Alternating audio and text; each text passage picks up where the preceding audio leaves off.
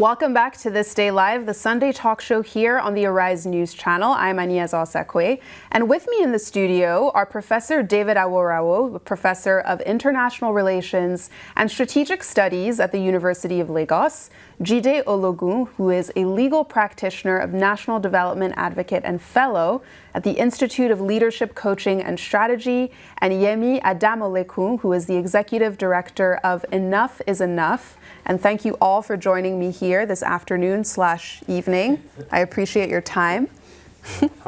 Of course. And I think we can just, get into it because we discussed a lot of topics earlier. We started with the denial of the coup attempt from the Nigerian military. We discussed a top Trump advisor denying claims of Christian persecution in Nigeria. We discussed the fact that tomorrow is the 5-year anniversary of the NSAR's Lekki tollgate shooting and how people are remembering this momentous event.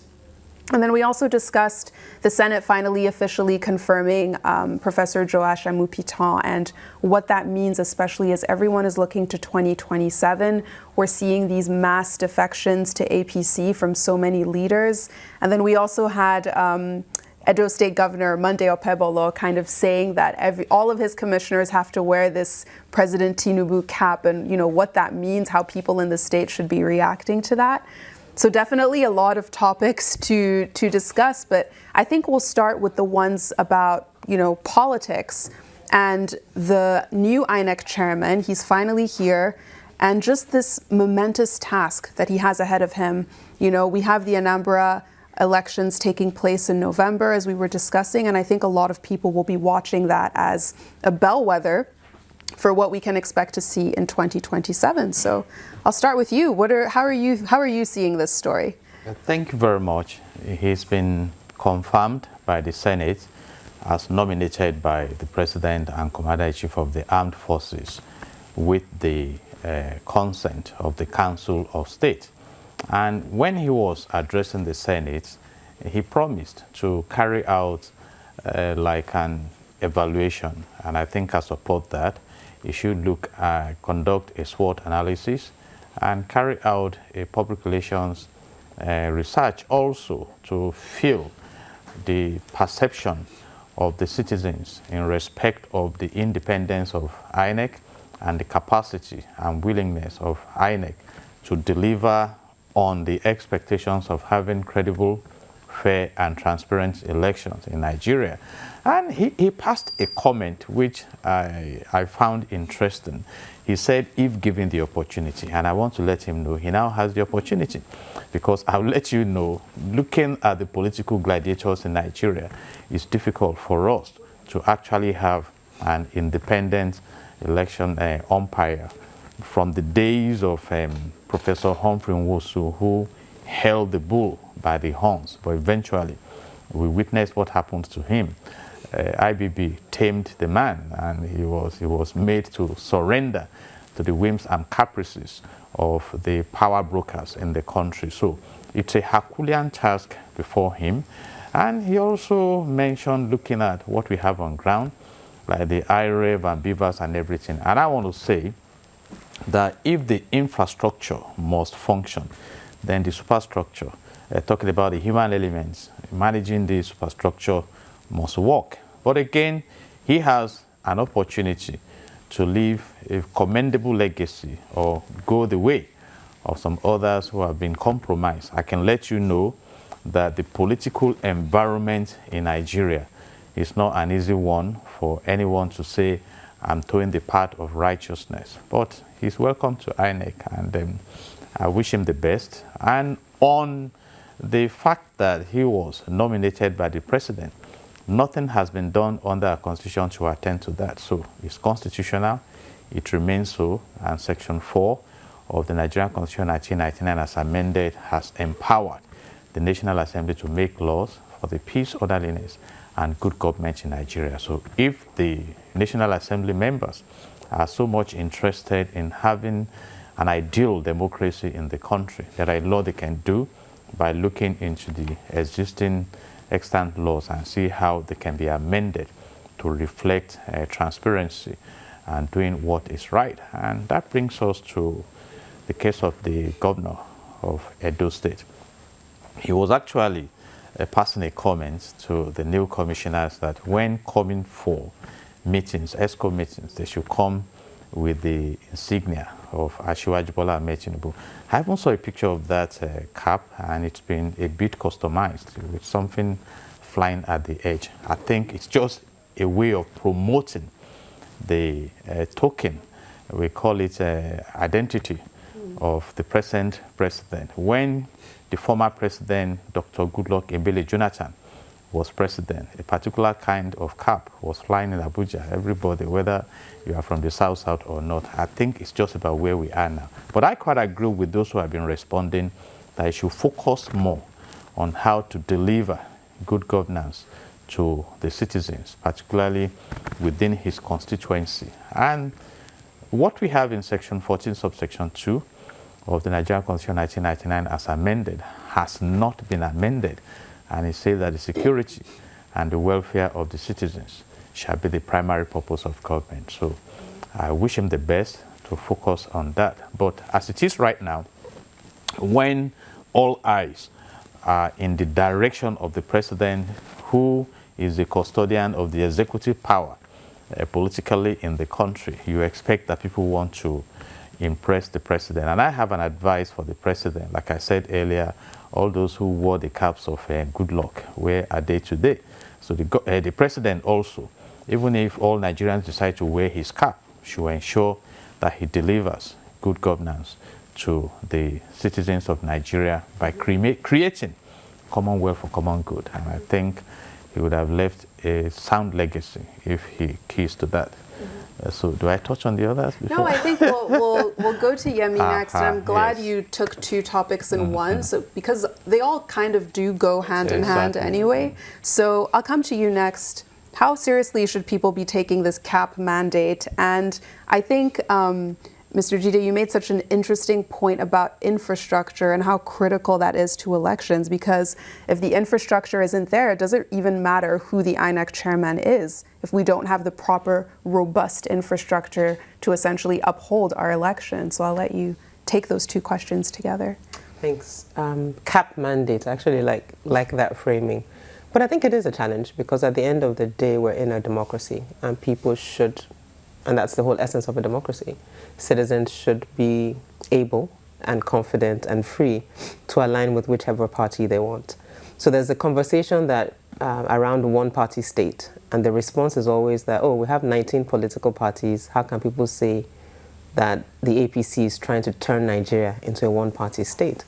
But the concept of, or the idea behind the conversation is not in the number of parties that we have, but it's in the ability of those parties to operate independently without interference. And what we have seen under especially this administration is that's not the case. And so this conversation with some of the clips that were shown that talk about we want to align with the center, I'm not quite sure what that means, especially in a country that on the other hand is talking about quote unquote true federalism, where we want to give more powers to subnationals to be able to, they're getting a lot more money now, so be able to determine level of development in your state. Part of the constitutional amendments being proposed was that states would have the powers to determine how many local governments they have as administrative units. So it's not in our constitution. But yet governors are boldly saying that they want to align with the state, with the center rather.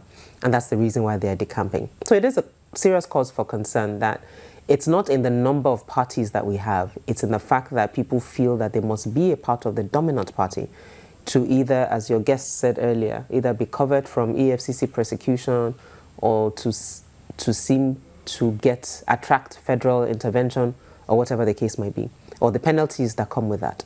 And then the third part of that is under an administration that has also significantly seen to have compromised the judiciary. It then becomes a challenge when you go into elections, since you're talking about infrastructure, and a court order can determine who participates in an election or not.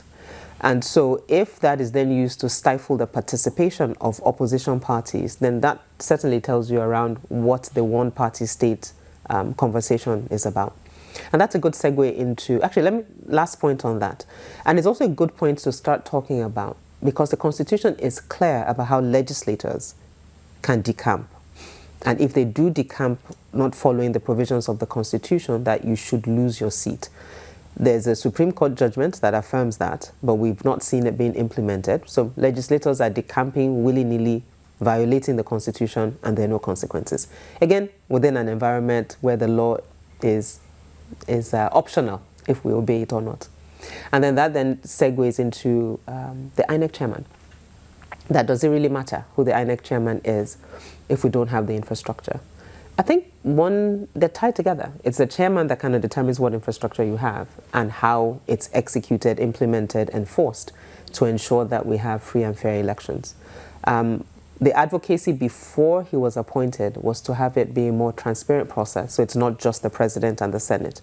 So it includes citizens, includes other parties, so that it's a more independent appointment, which wasn't done. And so to Mr. Ologun's point, nothing has been violated in that process. But what I find interesting is the fact that the new INEC chairman is a lawyer. And there's an ongoing conversation around how our elections have, in a lot of ways, become the purview of the judiciary, because we go to court, debating who won or who didn't win.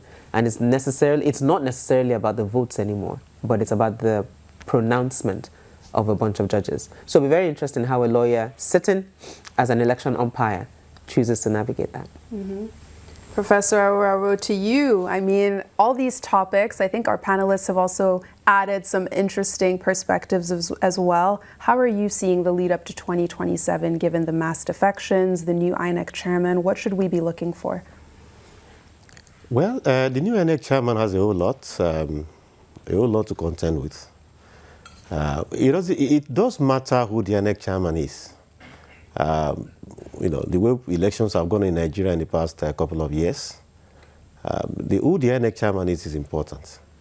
If you have a rogue INEC chairman, then the whole thing becomes, wishy-washy. But if you have an INEC chairman that is determined to do what is right, a whole lot, will be altered positively. But of course, the entire Nigerians, all those involved in the process, are also important. I've been part of election before, so I know what I'm talking about. Sometimes you conduct an election and you find that virtually everybody is interested in rigging. I presided over an election where I almost cancelled the entire vote. From the NYC people who go to the field, somebody came 11:30 at night and brought some very funny figures. The policeman is defending the process. The INEC person is behaving as if he's an agent of a party, and so you stand alone. Which brings me to the point people make sometimes that, all these professors, they are the ones that, change figures and bring in all of this. That is not the case. Most of the time, when you see somebody protesting, it's likely the professor. Everybody falls in line. In fact, that election I'm talking about, that particular one, I've presided over a couple of elections, I would have cancelled the entire vote if I were to stand how I should stand. But I have to allow some figures to just go. It tells you the problem, one, it validates the point that who the INEC chairman is important. If I had not been there, the person that won wouldn't have won. Yes, I went to Abuja, I was at a government agency, department, and somebody mentioned my name, and somebody just ran and hugged me. And I said, what is the problem? And he said, but for you, I would not have won my election. I don't know you, but I heard the story later.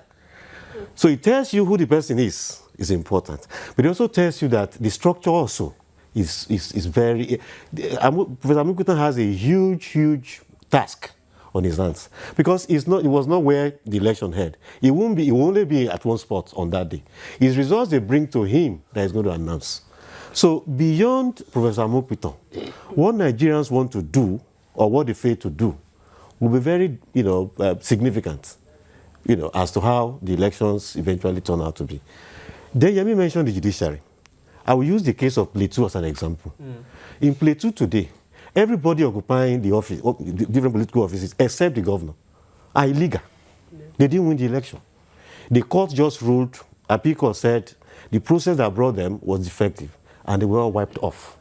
By the time the governor was lucky that his own case went to the Supreme Court, which reviewed the entire thing, I said, no, the process was just in order.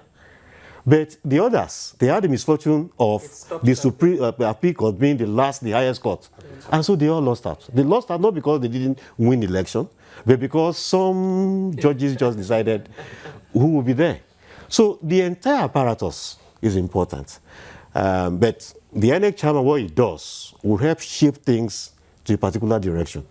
Let us wait and see how he does. Whether he wants to work for, defend some people, put some money in his pockets, or he wants to work for his name and legacy. We can only wait and see. Then the wearing of cap, to me, is childish. I don't agree with Mr. Ologun that when Jonathan was in Abuja, people were wearing particular kind of cap. Nobody was forced to wear any cap under Jonathan. They were wearing it, but nobody was forced. Just to associate. The issue is not that they wore. Exactly. The issue is the process. Yeah. Exactly. Yeah, nobody was forced to wear any cap. People have always worn caps. Under Obasanjo, people wore a particular kind of cap. But the issue now is the tendency to compare people. Nobody should be compared. I mean, in a democracy, it is childish. I deprecate it vehemently. People should stop that kind of nonsense. And I agree with you on the second point that you should focus on governance. Edo State has a whole lot. If you go to roads, if you say federal road, there's a whole lot that the governors can do, even for those federal roads. For people, it's their state. Go to most of the roads in Edo, you can't pass them. Even the ones that are, state roads. Bad roads and all that, focus on development and forget about this, whether somebody wearing one particular kind of cap or not. Anyway, we hope they will listen. And when a governor begins to do a thing like this, and with no opposition, and nobody pushed back, nobody in this cabinet pushed back. People are, let me advise them also. What are you advising? The governors, the leaders. Public relations is very important. I mean, if you have monitored Obama addressing the world, is different from you in your bedroom and you're talking to your wife. Obama cares about public That's the point I'm making. You see, our leaders should realize that in public relations, and you now position it on the platform of the media, some journalists are always looking out for what to grab. So sometimes your thinking aloud is more important to them than the point you are making. So under the Constitution, I'm free to dress the way I want. But I have read it deeply. It was like a throwing banter. But that was an expensive one. It wasn't banter. That was an expensive. And that's why I brought it to at a podium. And that's why I brought it to the angle of eye service. Eye service right now. We're not disputing his own. Obviously, he's playing eye service. We are just advising them. I think for me, the more fundamental point is that he's playing eye service. Obviously, not interested in governance. But everybody in his cabinet, nobody has said a word. And that for me is even more disturbing because it's not just him, it's this whole alignment to the center that's carrying everybody on a wave. It is very problematic. I mean, it happened in Akwa Ibom, it happened in Delta, it has happened in Enugu, not the cap issue, but the defection. And it tells us where we are in our democracy. It's now about where is the most secure environment for politicians, not even considering the electorates or the citizens. And that is why we are driving the advocacy that your purpose of being there is to enhance the fortunes what's the of the consequence? people. The more interesting, honestly, the more honest question we should be asking is, what's the consequence for all this? They've decamped, they've thrown large parties, everybody has clapped. What has happened? So I will tell you, even with the legislators, I think, which is why I made the point about the legislators. For the state governors, you can even say that there's no law that shapes what they do or don't do. But for the legislators, where there's actually a law that says if you decamp without there being a fight within your party, you should lose your seat, and nobody's even holding them accountable to that. Again, the Rivers State case has almost made a mess of the provisions of the Constitution, because you found legislators in the Rivers State House of Assembly decamping en masse, and the Supreme Court just kept quiet over it, and they are back in office. So we have a constitutional struggle now. So the judiciary has a huge task, and interestingly, the Supreme Court remains the highest court in the land since 1963, when we became a republic. So, and that's why I like what the president said towards the October 1 independence anniversary, that all hands should be on deck. And I have extended it, not just hands, hearts and heads also should be on deck to ensure that we are repositioned on the path of development in this country. Yes. Otherwise, people will just be following the center, because I wonder what exactly is at the center. It's not for the fact that many of them are looking at their political career, because we have learned there are professional politicians, to see how they can advance. So what can give me that guarantee as I proceed? And I hope the electorate are learning seriously now that if you are following a politician, you must be very, very wise and careful and monitor, because you can be abandoned in the middle of the road and they decamp. And they hold the machinery of politics at their state levels.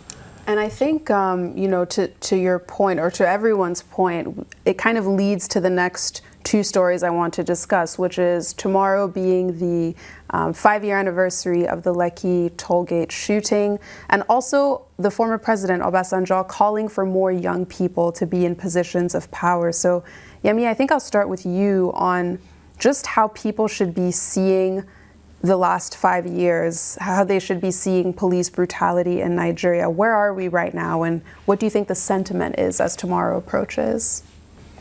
Thanks. So tomorrow is I do apologize. Tomorrow is Lekki Massacre, as it's called, or the shooting at the toll gate. The NSAS 5-year anniversary. I think the protest started on October 5th. So it's literally this period there were protests across the country, including northern Nigeria, because people tend to say that there were no protests in northern Nigeria.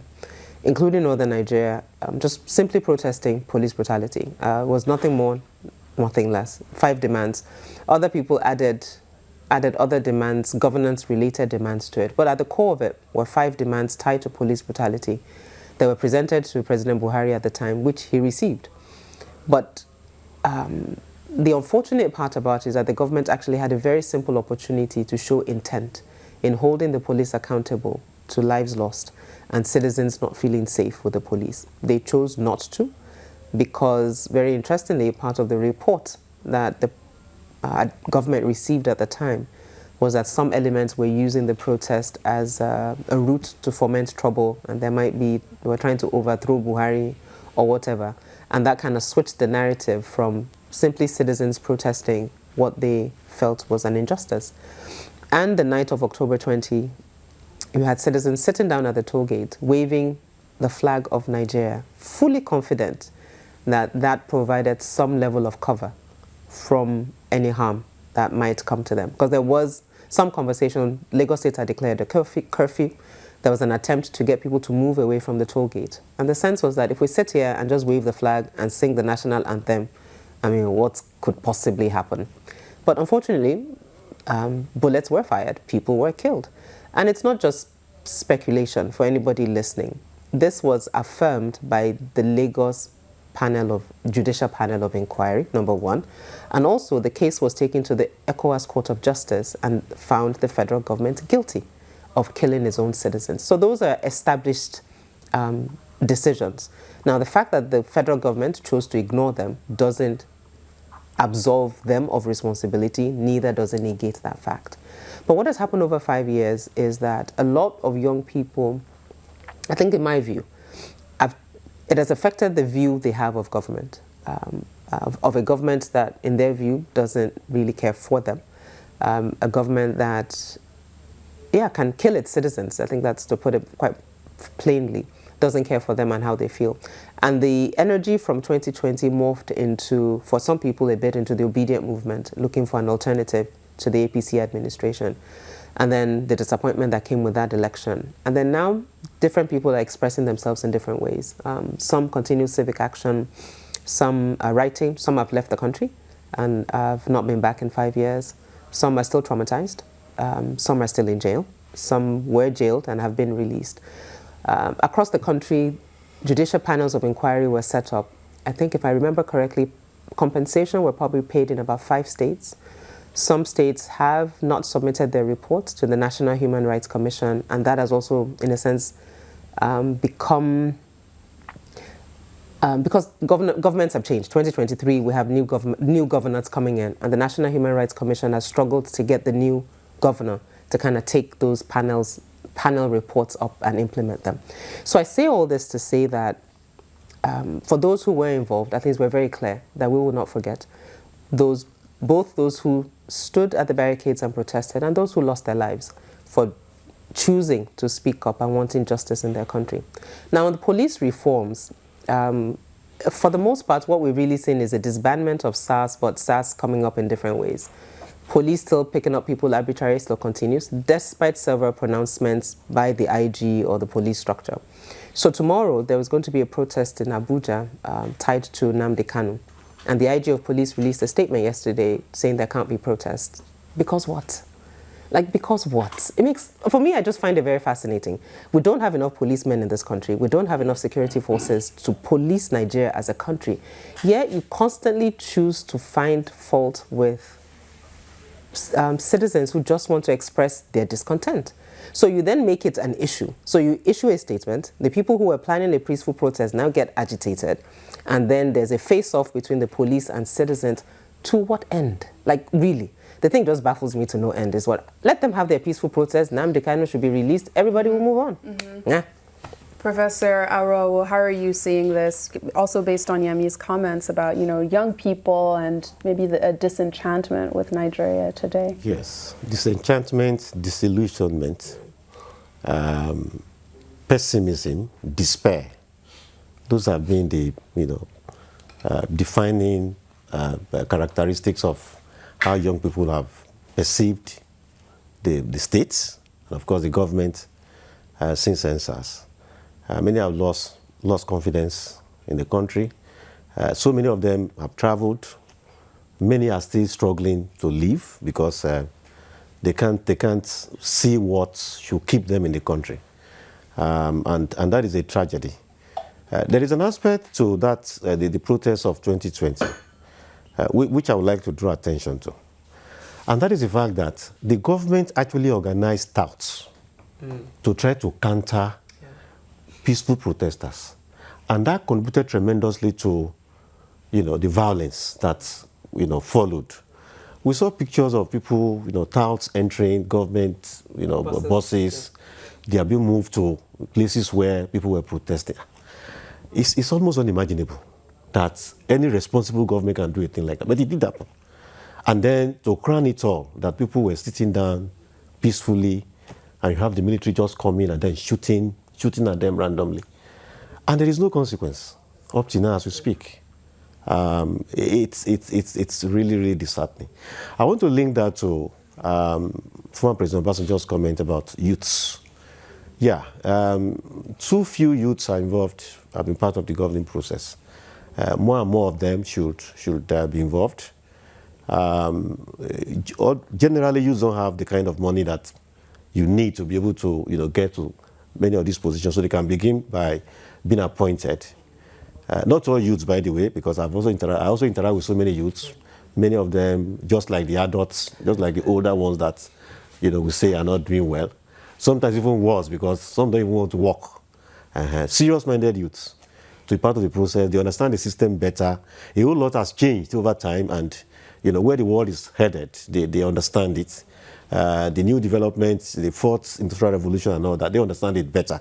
So the more of them we have in government, the better the government will be. I would recommend more and more of them being appointed into, being identified, serious-minded ones, being identified and then given opportunity. That will empower them, that will give them visibility. So that when they now want to contest for, elected positions, it will be easy for them. And so they can be transitioned. There are too many septuagenarians and octogenarians who are governing the country. Many of them don't understand the dynamics of the 21st century world. So we need more young people to be in government. I agree entirely with what President Obasanjo in that. And to conclude on this, I would urge the government to change the narrative, pessimism to optimism, despair to hope. And there's a whole lot the government can do so that the young people can see themselves as, having a stake in the system. And then everybody will contribute his own quota, and the country will be the better for it. And to you, I think Professor Aworawo made a very interesting point about, bringing more young people into positions of power, leadership. Do you have a sense that there's a critical mass of young people who are willing to do that and I guess are at that level of being able to be in a position of power? Is our education system strong enough in terms of educating young people too? Thank you very much. To a large extent, for those who still want to build the leadership capacity, the opportunities are still there. But we need to look at the macro picture. We need to talk about the system. For instance, Lee Kuan Yew came as a leader to move Singapore out of Malaysia. And that 1965, the journey that started in 1965, he ended up building a structure that moved Singapore from a third world country to a first world country. So even after his departure, the governance mindset is still there. There's what you call conditioning and modeling in industrial psychology. What system do we have in the country? Is it a system that says we ignore our resources and go borrowing? A system that has introduced so much luxury and flamboyance into governance system. So the so-called youth that you are grooming in politics, are they not the Nepo kids? You know, those who have, you know, now customized leadership to be family affair. You see, so what modeling are we putting out there?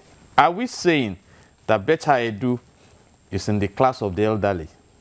You see, I recall when former governor of Cross River State, Ben Ayade, was in the Senate. One day he rose up in the Senate that we are here collecting bogus salary and our girls are in Italy. The then President of Senate, David Mark, made him to apologize. I don't say that here. You see, so go and try to screen the last local government election in Lagos State. You understand what I'm talking about. Do we still have the democracy so when people can come together and say, this is the candidate we want? And unless we try to reintroduce the right system of government, we'll just be grooming same. We can go on and be mentioning youth who have been brought in there. Like they say in a particular environment, when you just come in, they tell you, oh boy, waiting you hear here, waiting you see here, you know, they come up for here. You hear us? And that is the system in Nigeria. Have we built the culture of sustainable development?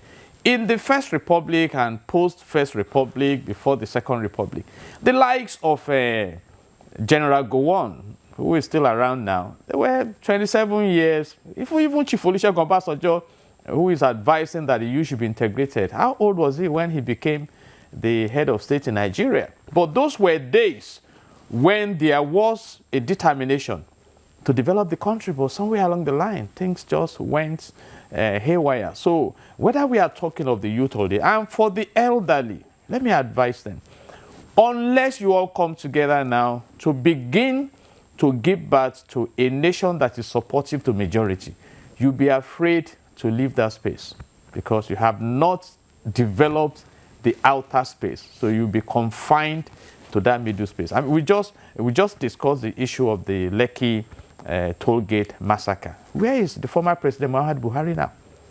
You see? And then the blood, the cries of blood are still there. As much as we try to cover it up, it was even a difficult thing because somewhere along the line, Lagos State could not hold the mass bodies of those who were massacred in court now. And we read about a mass burial to take place. Where did you get these mass bodies from? So Nigerians should wake up, whether you're talking of judiciary or executive or the legislative arm of government. What is the essence of government? Said it earlier, you know, creating commonwealth for common good. So when some youth even are introduced now and inducted into the system, what system are they inducted into? So we first need to clean the water. Because if you have polluted water, then you pour clean water onto the pollution. It's gone. Otherwise, it should just be an issue of same. Mm-hmm. As we speak right now, the president of Senate, and I say this most respectfully, was the one that they told to off his mic. But now he's holding the mic. So those who are there now, are they not defecting? Yeah. Can they stand up? The young ones there and say, no, let's defend what is ours, like somebody sang. So whether you talk of the youth or not, God asks a question. If the foundation be destroyed, what can the righteous do? I think the best thing is to lay a new foundation. So what kind of governance system do we have in Nigeria? Is it Commonwealth for common good, or a place where the oil chiefs are there. I read something shockingly in the course of the week, how bandits killed freely some miners because of battles over illegal mining sites. That is what we read in Nigeria. So we still have a long way to go. For me, it's not a matter of age, but like I said, if you look like Switzerland, are we even trying to, what is the age of the Prime Minister of Canada? Is he 75? You know, so we need to first clean up the space, and the right results will come. Yes. We'll take one more story within the last few minutes that we have. So the African Union has suspended Madagascar with immediate effect after last Tuesday's military takeover that pushed out President Andry Rajoelina. So at its 1,306th Peace and Security Council session, the AU chairperson Mahamoud Ali Yusuf reaffirmed the organization's stance on upholding constitutional order and peaceful dialogue. So as a result, he condemned any kind of unconstitutional change of government and called for a coordinated response involving the AU, the Southern African Development Community, or the SADC, and the Indian Ocean Commission. The African Union also announced plans to put out a fact-finding mission to Antananarivo, the country's capital, to assess the situation on the ground and figure out next steps. And I think this is an interesting place to end on very briefly, just given the military, the Nigerian military, also coming out to deny claims of a potential coup that took place here. We're seeing this play out in Madagascar. Just very quickly, you know, everyone's perspective on Madagascar versus Nigeria. What's going on? Well, the coup in Madagascar was successful, and a new government is now in place in Madagascar. Well, what the AU has done, we expect the AU to do so, but we also always remind both the AU, ECOWAS, and other regional bodies that when things are, turning topsy-turvy, when civilian leaders are not doing well, they should have a way of getting them to do well, so that the pretext for coup, will be removed. Then for the military, sometimes a leader also does well. Some adventurers just want to, overthrow government. They have their role defined. They should stay where they ought to be. Then in the case of Nigeria, well, it has been denied.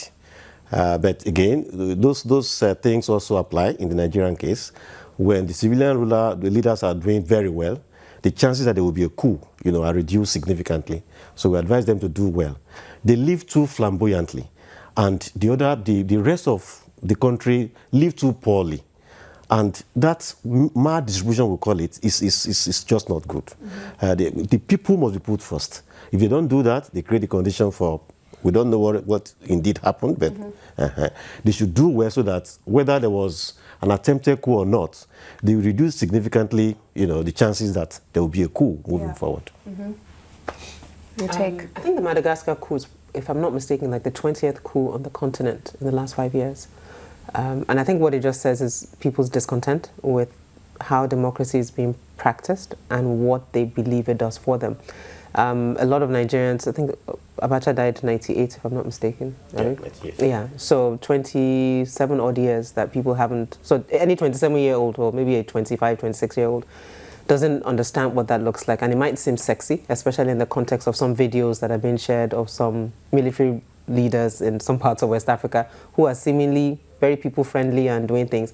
Let's not get it twisted. We don't need a coup. We don't want a coup. We've done that. We've been there. We've done that. We've gotten the T-shirt. We don't want a coup. But that does not negate the fact that people can be discontent with the current administration, and that's very fair. But we're in a democracy. The means to do that is at the ballot. And the starting point is with these legislators defecting. Recall them. Let them be going as a starting point if you want to express anger. Mm-hmm. Thank you very much. I do not support coup in any way, but this issue of denial, we should work on it. When suddenly, close to the 65th independence anniversary of Nigeria, the parade was cancelled. Mm-hmm. I was jittery. I knew something must be going on somewhere. And now, if you link these two, of those who have been arrested, that may not be just a rumor. You see, and I tie myself with the comment here that government should do well. The Madagascar takeover started with the Gen Zs protesting, I think, on welfare matters. And shockingly, the government that should have leaned on the military to defend them, the military abandoned and killed behind the Gen Zs. Now we have a change of baton over there. We should not allow that. The whole essence of having a government is to take care of the people. Even when God created everything in Genesis chapter 1, verse 28, he gave an instruction that replenished the earth. He said, what we have is enough. So look at Burkina Faso, look at Niger and some other countries. And for AU, like Professor Aworawo mentioned, why can't you be proactive? Why don't you put a mechanism in place that will make sure leadership does what is right? And if that is done, nobody should be afraid of coup. We don't need one in Nigeria. We have enough challenges now. Absolutely. That's a good note to end on. Thank you all for your time and for coming to offer your perspectives. I really appreciate it, and I enjoyed the conversation. Thank you. Absolutely. So you have been watching This Day Live, the Sunday talk show here on Arise News. I'm Aniaz Al-Sakwe, and from the entire team and myself here in Lagos, it's bye for now. And thank you very much for watching.